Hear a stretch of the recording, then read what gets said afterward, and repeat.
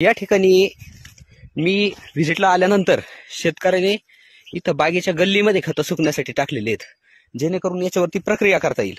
परंतु चूक अशी झाली का ज्या बाजूने मर रोगाचा प्रादुर्भाव झालेला आहे, हे बघा इकडं काही झाडं गेलेली आहेत, इकडं पण काही गेलेले आहेत. जागा मोकळी म्हणून शेतकऱ्यांनी इथं खतं बनवायला टाकले. परंतु व्हिजिटला आल्यानंतर मी त्यांना विचारलं इथं का टाकले, तर जागा मोकळी म्हणून टाकले. परंतु इथं हे झाड ज्यावेळेस मेलय, आता इथं पिनोल बोरॉन नसून मर रोगाचा प्रादुर्भाव झाल्यामुळे इथलं हे झाड मेलय.